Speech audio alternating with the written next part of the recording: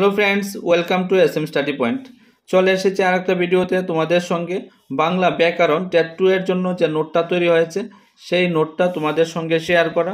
এবং অনেকেই দেখতে চেয়েছিলে এবং জানতে চেয়েছিলে নোটটা কীরকমভাবে তৈরি হয়েছে। তো নোটটা আমি দেখিয়ে দিচ্ছি। দেখো, আমাদের কাছে প্রথম টপিক আছে ভাষা ও উপভাষা সম্পর্কে ধারণা। দেখো, প্রথমে কনসেপ্ট আলোচনা হয়েছে, তারপর কোশ্চেন নিয়ে আলোচনা হয়েছে। যারা যারা নোট নিবে তোমরা এই যে স্ক্রিনে দেওয়া নাম্বারে যোগাযোগ করতে পারো।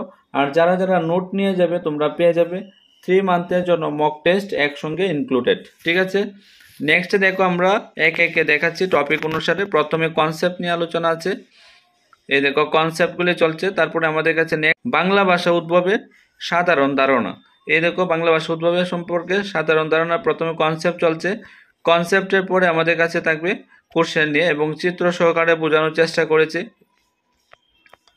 এই দেখো এখন কোশ্চেন নিয়ে আলোচনা চলছে। ঠিক আছে, কোশ্চেন চলছে এখন প্রায় এখানে 45টা কোশ্চেন আছে। নেক্সট আছে আমাদের কাছে, দেখো এখানে যে টপিকটা দেওয়া আছে ধ্বনি পরিবর্তনের কারণ ও বিভিন্ন ধারা। এই যে টপিকটা এখানে প্রথমে কনসেপ্ট আলোচনা করা হয়েছে, এই দেখো কনসেপ্ট চলছে।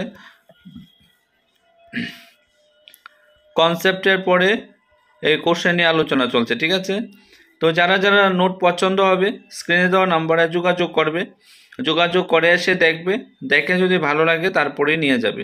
তারপরে নেক্সট টপিক হলো দেখো শব্দার্থ তত্ত্ব পরিবর্তনের বিভিন্ন ধারা। এই দেখো,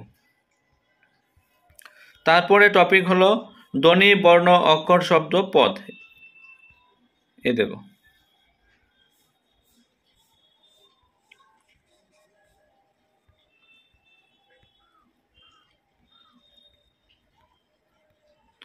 নেক্সট টপিক কি আছে, বিভক্তি উপসর্গ এবং অনুসর্গ। বিভক্তি উপসর্গ এবং অনুসর্গ প্রথমে কনসেপ্ট চলছে দেখো, এই দেখো। তারপরে আমরা কোশ্চেন নিয়ে আলোচনা করব।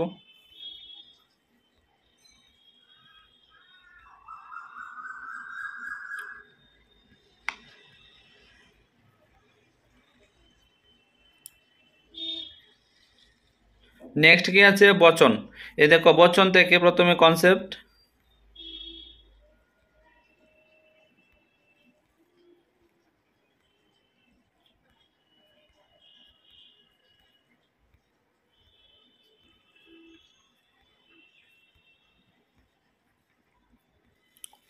যারা যারা নোট নিয়ে যাবে নোটটা যদি বারবার রিভিশন করে ভালো করে পড়তে পারো, আশা করি ভালো একটা স্কোর করতে পারবে।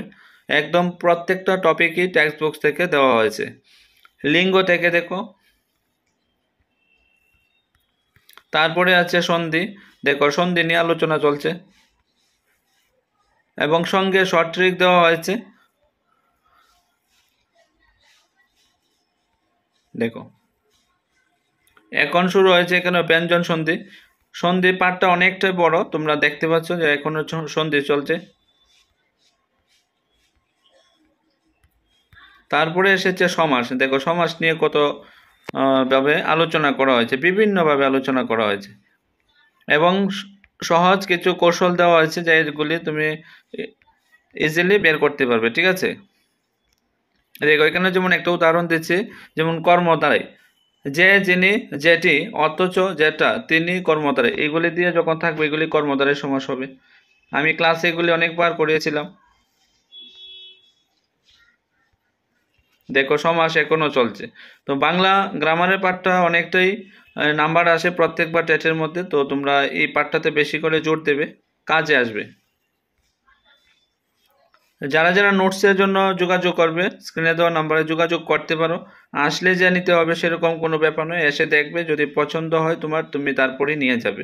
আর যারা যারা নোট নিয়ে যাবে তোমরা পেয়ে যাবে 3 মান্থের মক টেস্ট। ঠিক আছে, দেখো চলছে। অন্য কোথাও খুঁজতে হবে না, একদম সিস্টেমেটিকভাবে একই জায়গাতে সবটা পেয়ে যাবে।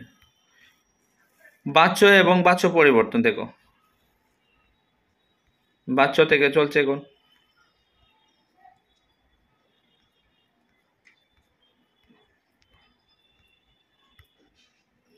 কারক এবং কারক বিভক্তি দেখো,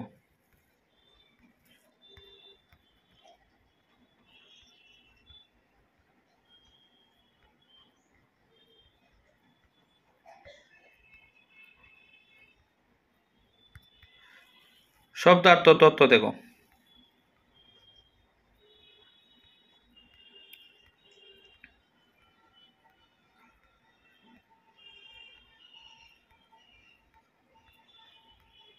বিপরীত শব্দ দেখো, বিপরীত শব্দ চলছে।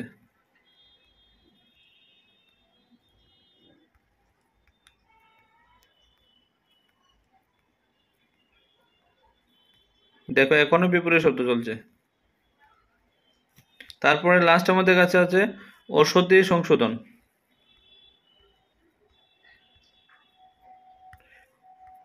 এই ছিল আমাদের টেট 2 এর জন্য বাংলা ব্যাকরণ যে নোটটা তৈরি হয়েছে।